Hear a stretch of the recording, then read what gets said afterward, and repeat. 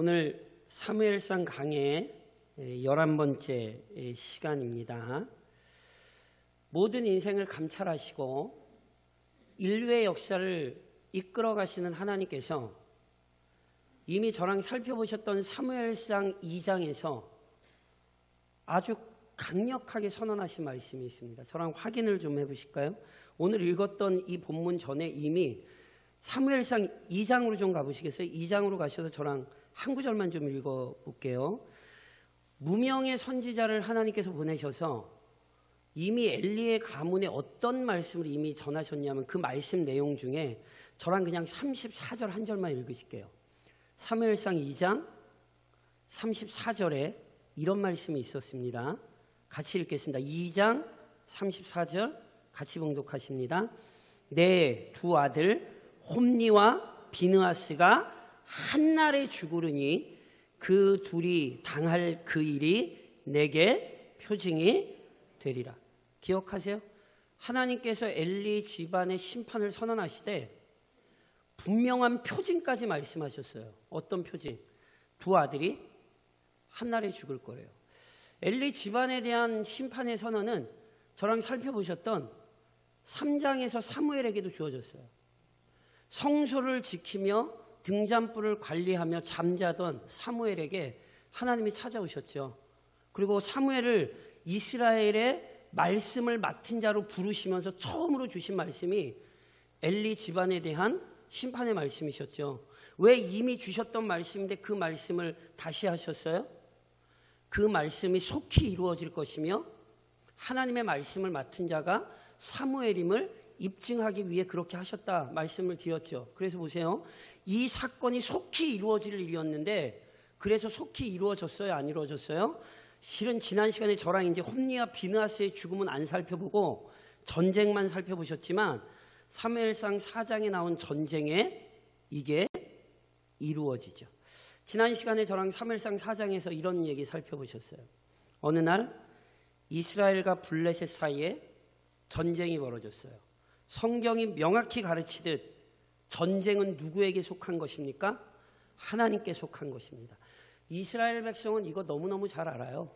그래서 저랑 사무엘서 들어오시기 전에 사사기 살펴보실 때 사사기의 마지막 기사가 너무너무 끔찍한 기사가 두 기사가 기록되어 있는데 그 마지막 사건이 이스라엘 백성이 내전을 벌이는 거였잖아요. 자기 지파 베냐민을 아주 그냥 멸절시키는 얘기가 담겨 있잖아요.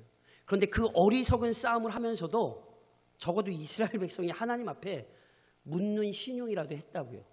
그러니까 하나님의 뜻을 제대로 구하진 않았지만 어찌됐건 하나님께 묻는 신용이라도 했는데 지난 시간에 저랑 살펴본 본문에는 이스라엘 백성이 하나님 앞에 묻는 장면이 전혀 등장하지 않아요. 심지어 전쟁에 나가서 패했어요. 패하고 나서 3장을 한번 보시겠어요? 4장이래요. 죄송합니다. 4장 3절에 보면 제가 읽을게요. 4장 3절에 패하고 나서 어떤 일이 있냐면 4장 3절에 이런 말씀을 보셨어요. 백성이 진영으로 돌아오매 이스라엘 장로들이 이르되 여호와께서 어찌하여 우리에게 오늘 블레셋 사람 앞에 패하게 하셨는고. 이스라엘 백성이 이 전쟁의 승패가 하나님께 달렸다고 고백을 해요, 안 해요? 하나님께 달렸다고 고백을 해요. 그렇죠? 분명히 입으로는 하나님께서 오늘 이 전쟁 속에 우리로 하여금 패하게 하셨다 고백을 해놓고는 하나님께 물어요, 안 물어요? 안 묻는다니까요.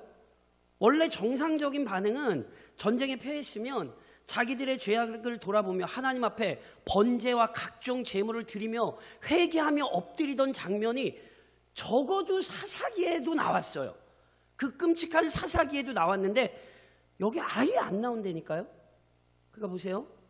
영적 무지가 뭐라고요? 다른 거 아니에요. 영적으로 무지한 사람의 특징, 기도를 안 해요. 그 사람은 하나님께 물을 줄을 몰라요. 하나님이 그의 인생에 어려운 고난을 주셔서 그의 삶을 흔들어대도 그래서 하나님이 지금 기도해야 되는 때야 그렇게 흔들어 놓으셔도 기도할 수 없어요. 기도하지 못해요. 왜요? 영적으로 죽었기 때문에, 영적으로 무지하기 때문에. 그래서 오늘도 기도하는 성도가 되셔야 돼요. 기도 안 하면 그 성도 이미 영적으로 죽은 거예요. 절대로 잊으시면 안 돼요. 그런데 더 끔찍한 모습이 나와요. 뭐요? 하나님에 대해 이스라엘 백성이 완전히 무지하게 행동해요. 이스라엘 백성이 하나님을 어떻게 생각하냐면 우상처럼 생각해요. 그래서 무슨 일을 한다고요? 우리가 이 전쟁 왜 졌냐 하면 법궤가 없어서 졌어. 그러니까 실로에 가서 하나님의 언약궤 그거 가져와. 그럼 우리가 이길 수 있어. 말만 한 게 아니에요. 실제로 실로에 있던 하나님의 언약궤, 법궤를 이스라엘 백성이 가지고 오죠. 이걸 누구와 똑같이 생각하고 있었던 거라고요? 블레셋 사람들이랑 똑같이 생각하고 있었다고요. 예전에 말씀드렸잖아요. 사사기를 보면서도 저랑 살펴보셨어요? 고대 사람들은 반드시 신을 어떤 형상으로 표현해요. 왜 형상으로 표현하는 줄 아세요? 그래야 이렇게 어떤 형상으로 만들어놔야 내 마음대로 가지고 다닐 수 있거든요. 그래야 내가 필요할 때 그걸 이렇게 꺼내서 쓸 수 있거든요. 마치 예수 믿지 않는 사람들 지갑에다 부적 넣어가지고 다니고 집 앞에 부적 붙이는 거랑 똑같다고요. 지금 누가 똑같은 일을 하고 있냐면 이스라엘 백성이 부적 붙이는 행위를 지금 하고 있는 거예요. 우상 숭배예요. 그 언약궤만 가지고 오면 하나님의 능력 우리가 사용해서 우리가 이길 수 있어. 지난 시간에 저랑 살펴보셨지만 블레셋 사람들이 똑같이 생각하고 있거든요. 블레셋 사람들이 4장 7절에서 이런 얘기를 했어요. 블레셋 사람이 두려워하여 이르되 신이 진영에 이르렀도다. 블레셋 사람들 보기에 궤는 우상이거든요. 그러니까 궤가 들어왔다. 그 궤에 딸려있는 우상이 따라왔다 이렇게 생각한 거예요. 게다가 8절에도 보면 블레셋 사람들이 뭐라고 얘기하는 줄 아세요? 우리에게 화로다. 누가 우리를 이 능한 신들의 손에서, 능한 신이 아니에요. 뭐라고 표현해요? 능한 신들의 손에서. 아, 블레셋 사람들이 삼위일체를 믿었나요? 아니에요. 이스라엘의 여호와 하나님을 여러 신들 중에 하나, 그리고 이스라엘이 여러 신들을 섬기는데 그 여러 신들이 떼거지로 몰려왔다 이렇게 생각하고 있다고요. 그러니까 이스라엘의 생각이나 블레셋의 생각이나 똑같아요.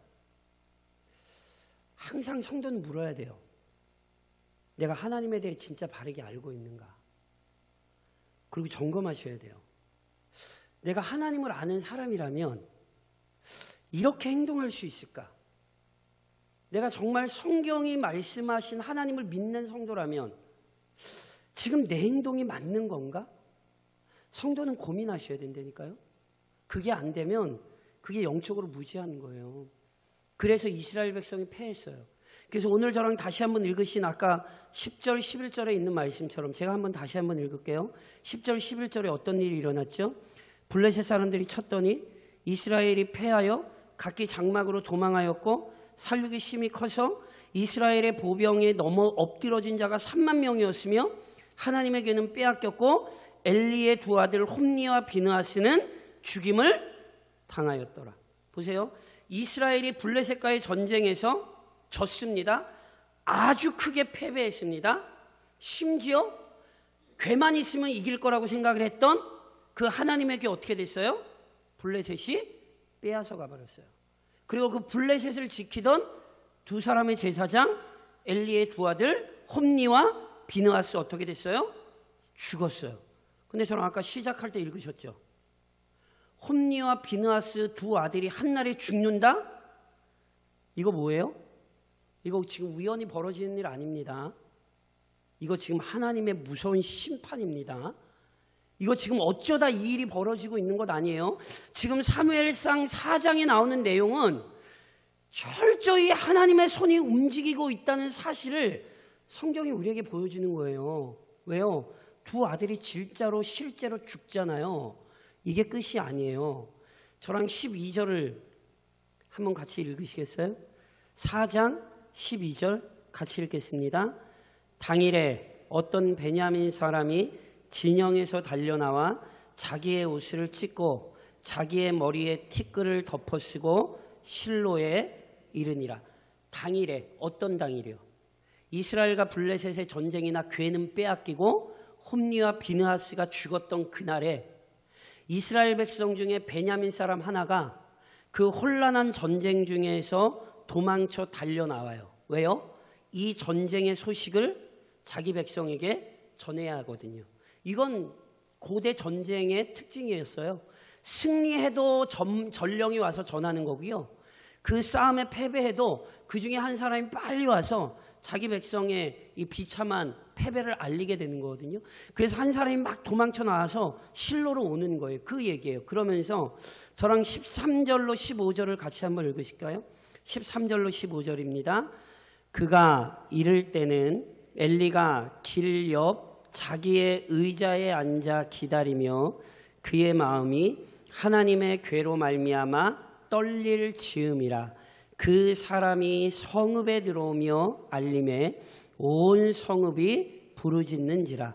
엘리가 그 부르짖는 소리를 듣고 이르되 이 떠드는 소리는 어찌 됨이냐. 그 사람이 빨리 가서 엘리에게 말하니 그때에 엘리의 나이가 98세라. 그의 눈이 어두워서 보지 못하더라. 자, 한 사람이, 베냐민 사람이 전쟁터에서 목숨을 구하고 도망쳐 나와서 실로에 왔어요. 실로의 성읍 안으로 들어오며 그 실로의 사람들에게 패전의 소식을 알리는 거예요. 실은 이스라엘 백성 장로들이 야, 우리 교회 가지고 나가면 전쟁 이길 수 있어, 이 얘기할 때 이스라엘 백성들도 그렇다고 생각을 했어요. 그러니까 실은 이스라엘 백성들 역시 교회가 갔으니까 이길 거라고 생각을 하고 있었는데 크게 패했다는 얘기를 들으니 당연히 백성들이 탄식을 하죠. 그리고 실제로 이 전쟁의 결과를 누구보다 기다린 사람은 엘리거든요. 지난 시간에 저랑 신명기에서 살펴보셨던 것처럼 법궤는 사람 마음대로 움직이면 안 돼요. 하나님의 궤가 있는 곳에 이스라엘 백성이 나와야지, 하나님의 궤를 한 곳에 놓고 그곳을 예배의 처소로 삼아야지 자기들 마음대로 법궤를 이리 옮겼다 저리 옮겼다 하면 안 된다고요.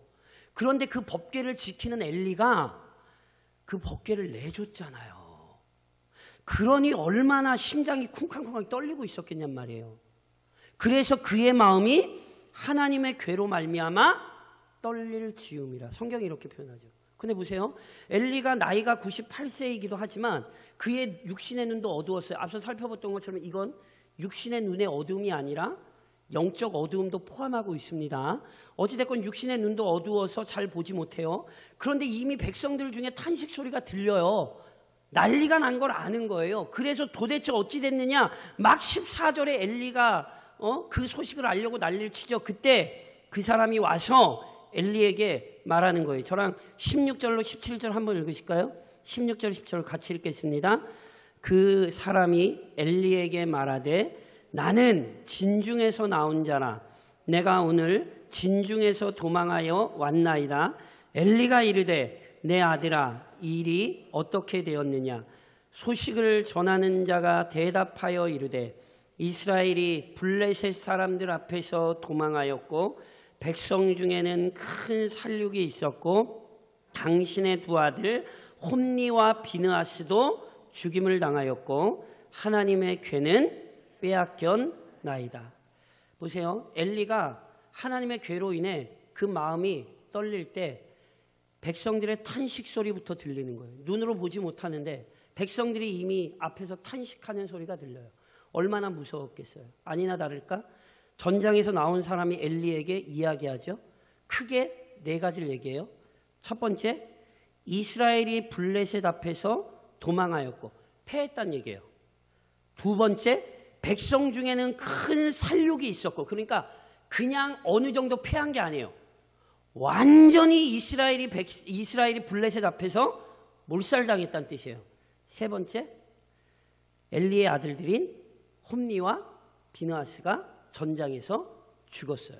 그리고 네 번째, 마지막으로 가장 결정적으로 뭘 뺏겼어요?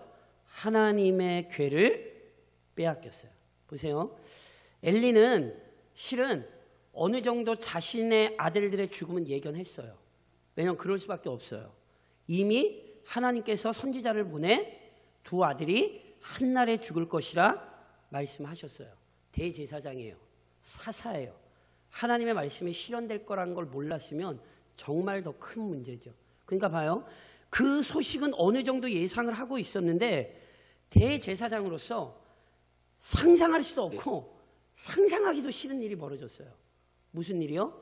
하나님의 괴를 블레셋에게 빼앗겼어요. 보세요. 그래서 다른 말이 아니에요. 다른 말이 아니라 저랑 18절 보시겠어요? 18절 같이 읽겠습니다.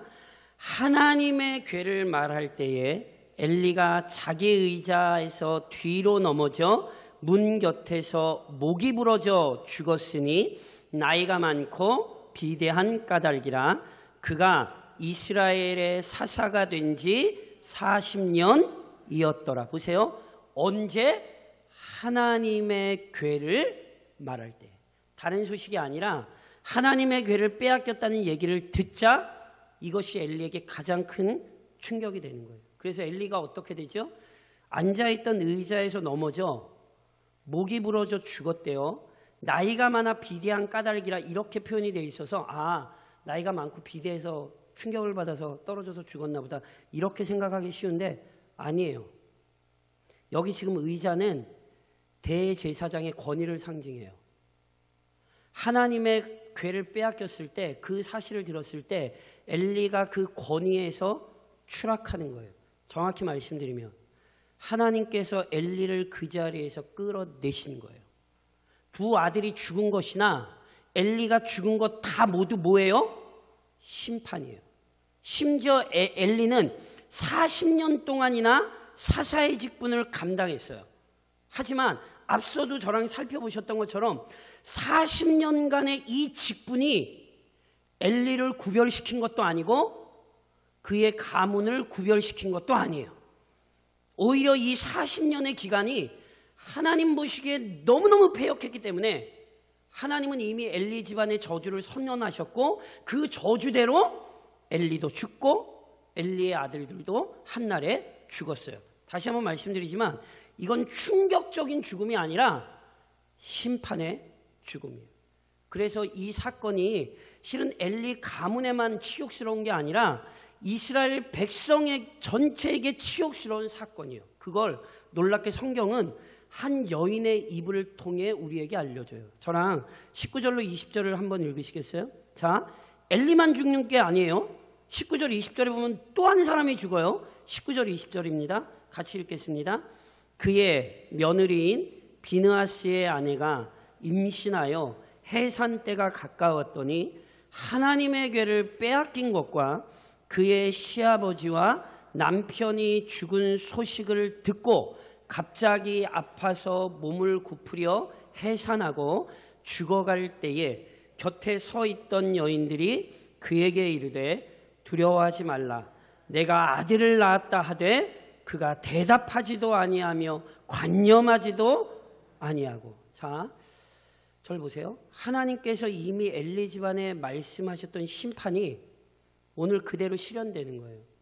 그러면서 그 심판의 중압감을 누가 정확히 느끼냐면 엘리의 며느리, 엘리의 아들이었던 비느하스의 아내였던, 이름은 안 나와요. 이 한 여인이 당시 임신을 하여 해산할 때가 가까웠던 때, 아직 해산 때는 안 됐어요. 해산이 가까웠을 뿐이지. 근데 이 충격적인 소식을 듣자 어떻게 하는 거죠? 저희 요즘 말로 하면 조산하는 거예요. 조산. 조산을 하면서 어떻게 되죠? 다행히 아이는 살아났지만 누가 죽어요? 산모가 죽어요. 산모가 생사를 오락가락하자 아이를 받던 여인들이 어찌됐건 희망을 주고자 뭐라고 얘기해요? 아들이야 아들, 기운내, 아들 태어났어, 아들 살았어, 기운내, 이렇게 하는데 산모가 뭐래요? 대답하지도 않고 신경 쓰지도 않아요. 왜요? 이 여인의 마음에 큰 지금 중압감, 두려움이 찾아왔어요. 어떤 중압감, 어떤 두려움인지 아세요? 자기 집안에 대한 두려움만이 아니에요. 21절, 22절 같이 읽겠습니다. 21절, 22절 이르기를 영광이 이스라엘에서 떠났다 하고 아이 이름을 이가봇이라 하였으니 하나님의 괴가 빼앗겼고 그의 시아버지와 남편이 죽었기 때문이며 또 이르기를 하나님의 괴를 빼앗겼으므로 영광이 이스라엘에서 떠났다 하였더라. 자, 본 사건의 의미가 오히려 한 여인의 입에서 아주 정확하게 밝혀져요. 오늘 본문은 어떤 사건인지 아세요?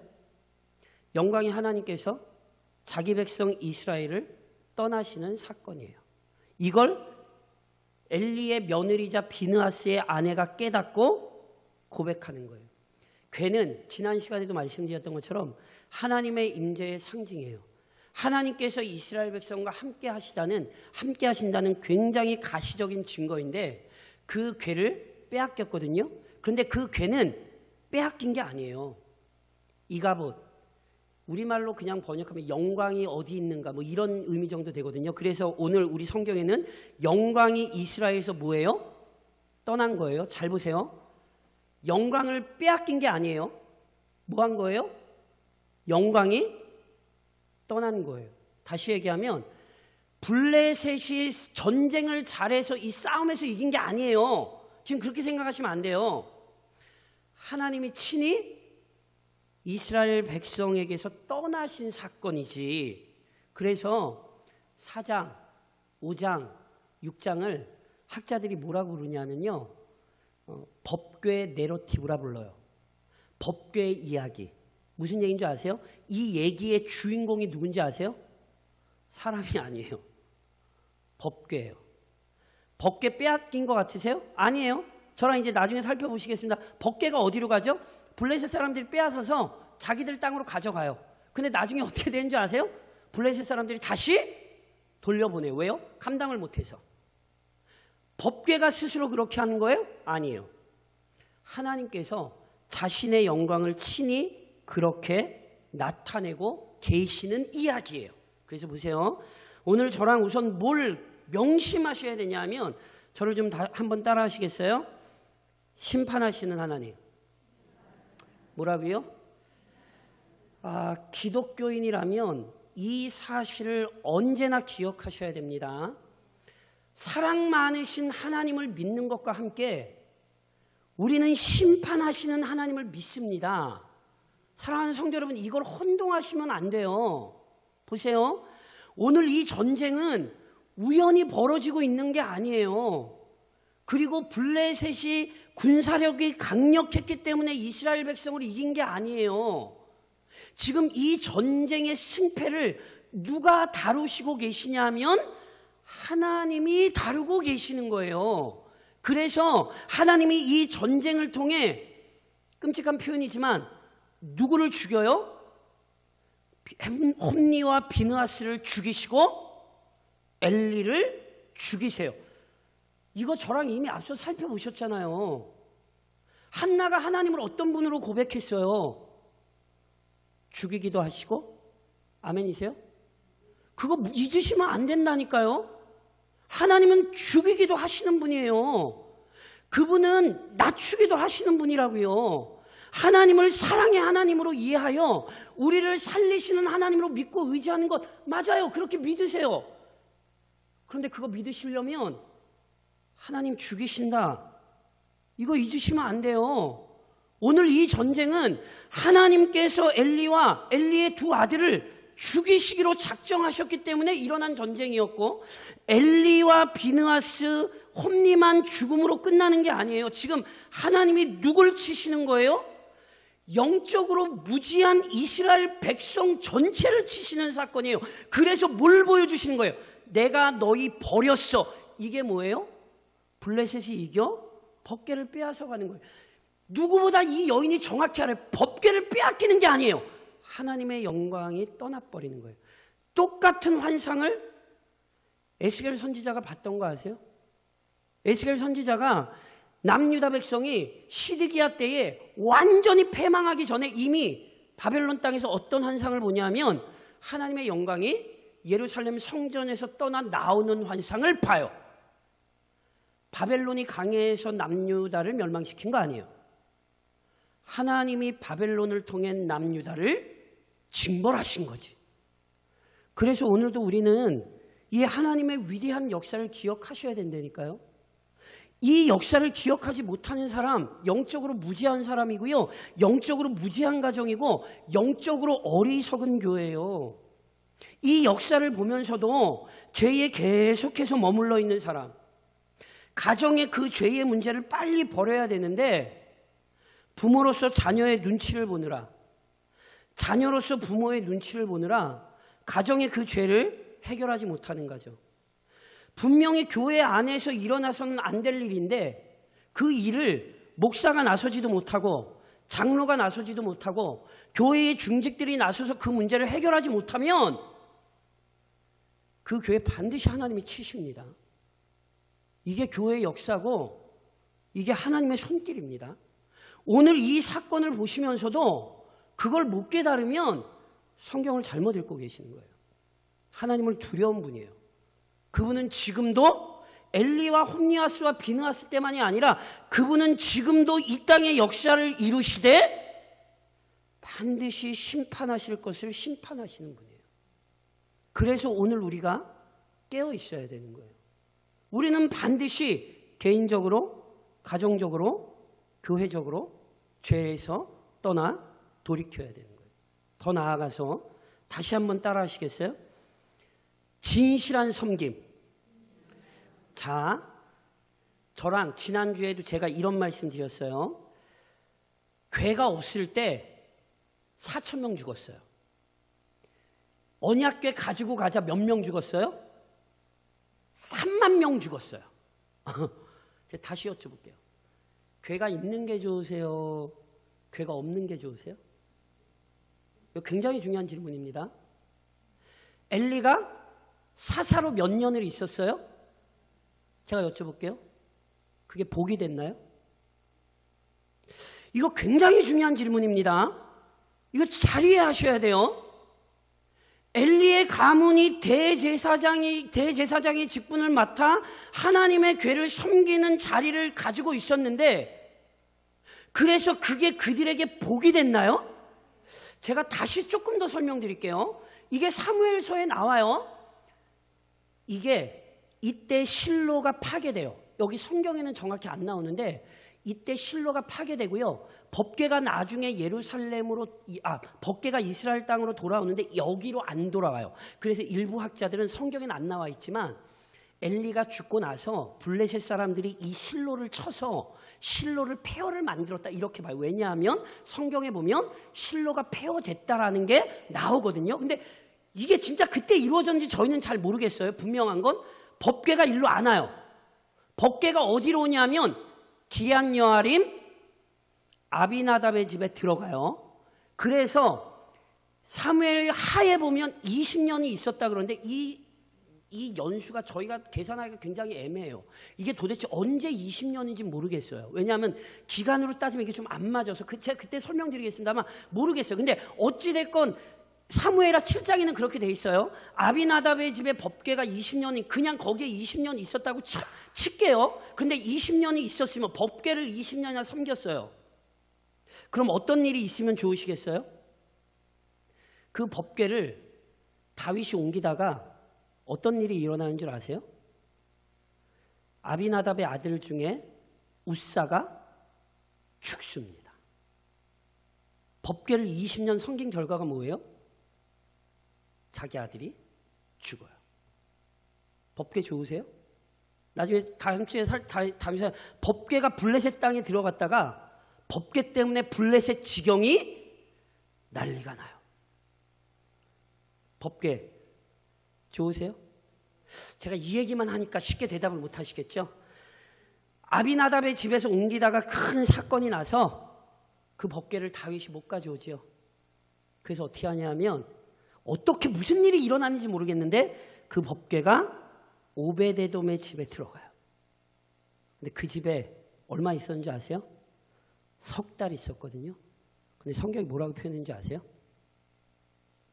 오베데돔의 집이 여호와의 복을 엄청나게 받아요. 사랑하는 성도 여러분, 직분 영광스럽죠? 잘 섬기셔야 돼요. 잘 섬기셔야 돼요.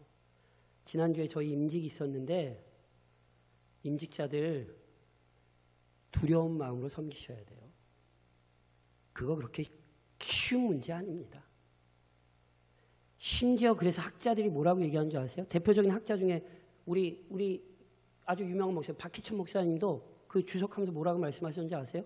엘리가 지혜로운 사람 같았으면 자기 아들들을 섬기는 자리에서 빼놨을 거라는 거예요. 그러면 적어도 두 아들이 이렇게 죽지는 않았을 거라는 거예요. 굉장히 전 타당한 해석이라고 봐요. 섬김의 자리가 복이 되려면 복이 되게 섬기셔야 되는 거예요. 그 자리가 복된 자리가 되려면 정말로 하나님 앞에서 두렵고 떨림으로 믿음으로 그 자리를 지키실 때 그게 복이 되는 거예요. 오히려 하나님에 대해 잘 알지도 못해서 하나님께서 분명히 내게 섬길 은혜도 주시고 섬길 수 있는 능력도 주셨는데 그 섬김의 자리, 헌신의 자리에서 신앙생활 띄엄띄엄 하시면 죄송한데 큰일 납니다. 그래서 우리의 섬김은 진실해야 합니다. 목사의 직분이 영광스러울 수 있지만 오히려 목사의 직분 때문에 망할 수 있어요. 그게 성경의 가르침이에요. 그러니 오늘도 제가 지난 주일날도 계속 그런 말씀 드리는데 남자냐 여자냐 안수 받았느냐 안 받았느냐 뭐 집사냐 뭐냐 이거 중요한 게 아니에요. 각자의 자리에서 각자에게 주신 사명을 신실하게 지키십시오. 그러면 그게 무슨 자리냐 어떤 자리냐 복이 될 거예요. 그러니 오늘도 기도하시되 하나님 앞에서 내가 그리고 우리 가정이 그리고 무엇보다 우리 교회가 두말하지 않고 신실하게 진실한 마음으로 섬기는 그런 하나님의 백성들이 되게 해달라고 기도하시고 그 섬김의 모습을 지켜가시기를 지금도 우리의 삶을 감찰하시는 주님의 이름으로 권면드립니다.